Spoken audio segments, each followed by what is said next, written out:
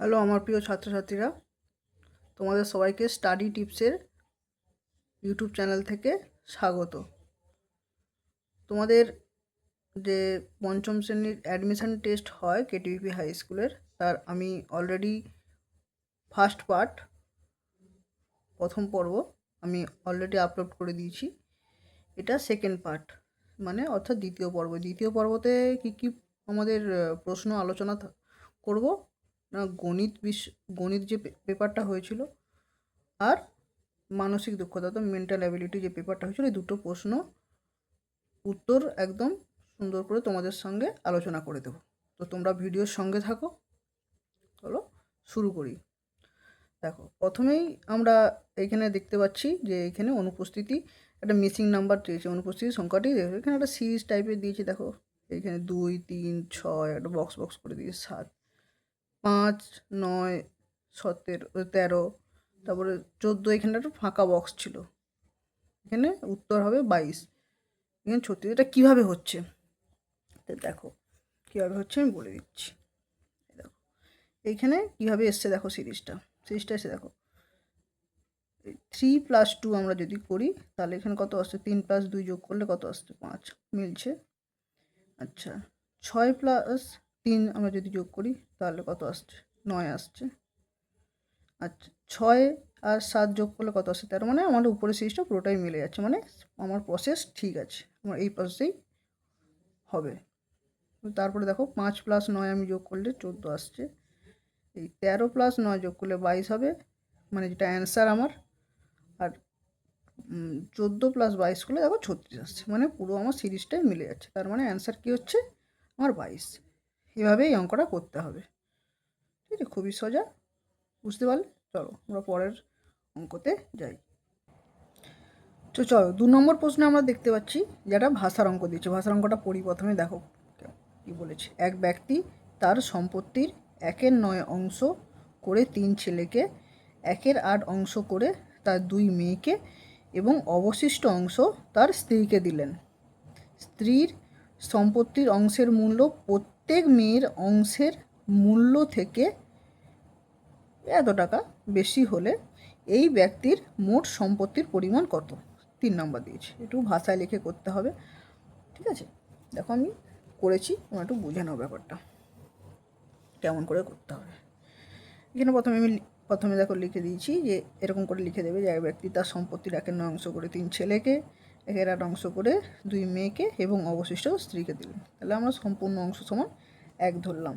1 ধরে এই অবশিষ্ট অংশ বের করছি। দেখো অবশিষ্ট অংশটা কেমন করে বের করছি, অবশিষ্ট অংশ সমান এই সম্পূর্ণ অংশ মাইনাস এই যে তার সম্পত্তি যে 3 ছেলেকে যেটা দিয়েছে সেটা, প্লাস যে অংশটা 2 মেয়েকে দিয়েছে সেটা দিয়ে আমরা এই সরলটা করলাম। সরলটা করতে যে অংশ বেরিয়েছে এটা হচ্ছে অবশিষ্ট হচ্ছে। এই অবশিষ্ট অংশ মানে এই 52/75 যে অংশটা অবশিষ্ট অংশ, এটা স্ত্রীকে দিয়েছে। এবার প্রশ্নের শর্তানুসারে কী করবে, এই যে 52 যেটা অবশিষ্ট অংশ এটা বেরিয়েছে সেইটা প্লাস 1/16টা কীভাবে এসছে দেখো, এইখানে যে এই যে 2 মেয়েকে দিয়েছে 1/8 অংশ করে, এই 1/8 অংশ প্লাস 1/8 অংশ 2 অংশ, এই 1/8 অংশ এইটাকে 1/16 অংশ করা হয়েছে, প্লাস যে মোট টাকা সেটা বের করবে। এটা সরল করবে, সরল করলে যে অ্যান্সার হবে সেটাই। এরকমভাবে এই অঙ্কটা করতে হবে। আচ্ছা, এবারে 3-এর দাগের অঙ্ক দেখো। 3-এর দাগের অঙ্কটা কী বলেছে, যদি বি এর 35% অর্থাৎ 35% ইকুয়াল টু 48 এর 3/4 প্লাস 62 হয়, তবে বি এর মান কত? দেখো খুবই সহজ, কোনো ব্যাপার নয়। দেখো বি এর 35% মানে 35 যেহেতু পার্সেন্ট আছে, আমরা 35/100 করেছি, ইকুয়াল টু এখানে 48 এর 3/4, এর বলেছে মানে গুণ 48 × 3/4 করেছি, প্লাস 62 ছিল 62। এটাকে সুন্দরভাবে তুমি সিম্পলিফাই করবে। এই দেখো কেমন করে হয়েছে। বি গুণিতক 35/100 ছিল। এখানে যেহেতু ভাগ ছিল, এটা যখন সমীকরণের এটা সমীকরণ বলে, এই সমীকরণের যখন তোমার এই পাশ থেকে যখন এই পাশে আসবে আর কি, তখন উল্টো হয়। যখন যোগ থাকলে বিয়োগ হয়, সমীকরণ যখন এই পাশ থেকে এই পাশে নিয়ে যাবে, ভাগ থাকলে বিয়োগ হয়। সমীকরণের যখন বাম পাশ থেকে ডান পাশ বা ডান পাশ থেকে বাম পাশ যেটা থাকবে সেটা উল্টো হবে। তাহলে দেখো এখানে 100 কী ছিল, ভাগ আকারে ছিল, সেটা যখন সমীকরণ এই পাশে এসছে দেখো তখন গুণ হয়েছে। আগে আমরা এখানে কাটাকুটি করেছি, তারপরে সমীকরণ এই পাশে ছিল আমরা গুণ করেছি। গুণ করে আবার দেখো আমি 35 টাকা আবার এই পাশে নিয়ে এসেছি, তার মানে কী হবে, গুণ ছিল, বি গুণিত 35 ছিল, এটা যখন এই পাশে এসছে ভাগ হয়েছে। দেখো ভাগ করে কাটাকুটি করবে, অ্যান্সার 280 হবে। এভাবেই অঙ্কটা করতে হবে। এরকম অঙ্ক এবারে আসতে পারে, আবার হয়তো তোমরা এরকম অঙ্ক প্র্যাকটিস করে ভালো করে। ঠিক আছে, চলো আমরা 4 দাগের প্রশ্ন দেখব। 4 দাগের প্রশ্ন কী বলেছে দেখো, 4 দাগের প্রশ্ন বলেছে একটি সরল কোণে 3/4 অংশ কত ডিগ্রি আছে, অংশে কত ডিগ্রি আছে। তাহলে প্রথমে তোমাকে জানতে হবে যে এক সরল কোণ সমান কত। তোমাকে তাহলে এক সরল কোণ সমান দেখো 180 ডিগ্রি। তাহলে এবারে এক সরল কোণের 3/4 অংশ, তাহলে 180 ইন্টু 3/4 করে দিলেই যেটা বেরাবে সেটাই 135 ডিগ্রি অ্যান্সার হবে। বুঝলে? চলো 5 দাগের অঙ্কটা খুবই একদম সহজ অঙ্ক এবারে এসেছিল। দেখো কি বলেছে, প্রথম 10টি স্বাভাবিক সংখ্যার গড় কত। তাহলে তোমরা প্রথমে লিখে দেবে যে প্রথম 10টি স্বাভাবিক সংখ্যা কী কী, এরকম লিখে দেবে 1 2 3 4 5 6 7 8 9 10। এবারে গড় বলেছে, প্রথমে যোগ করতে হবে সংখ্যাগুলি যোগফল, প্রথমে যোগ করে যেটা বেরাবে সেই সংখ্যার সেটা কটা সংখ্যা যেটা বলেছে সেটা দিয়ে ভাগ করতে হবে, ভাগ করলেই গড় বেরিয়ে যাবে, অ্যান্সার সেটাই হবে 5/5.5 অ্যান্সার। আচ্ছা, আমরা 6 দাগে দেখো একটা সরল দিয়েছে, সরল প্রত্যেক বছর আছে, তোমরা সরল অবশ্যই ভালো করে সবাই প্র্যাকটিস করবে, কোনো সমস্যা হবে না। সরল প্রত্যেক বছর আছে, তোমরা ভালো করে প্র্যাকটিস করবে, সবাই তোমরা ভালো পারবে তবে সরল। দেখো সরলটা প্রথমে কিচ্ছু নেই, সরলটায় বদমাস নিয়ম যে হয়, তোমার প্রথমে ভাগের কাজ, গুণের কাজ, যোগের কাজ, বিয়োগের কাজ, এইটা করলেই এটা করবেই, এটা করলেই তোমার অ্যান্সার এসে যাবে। ঠিক আছে, করা আছে দেখে নেবে। ঠিক আছে, চলো আমরা এবারে মেন্টাল অ্যাবিলিটিতে যাবো, অর্থাৎ মানসিক দক্ষতা প্রশ্ন করতে যাবো, তোমাদের অ্যান্সারগুলো আলোচনা করে দিচ্ছি। চলো আমরা এবার মেন্টাল অ্যাবিলিটিতে প্রশ্নপত্রে দেখবো যে কী বলেছে। দেখো প্রথম প্রশ্ন কী ছিল, দেখো 2008 সাল থেকে জাতীয় শিক্ষা দিবস কত তারিখ পালন করা হয়।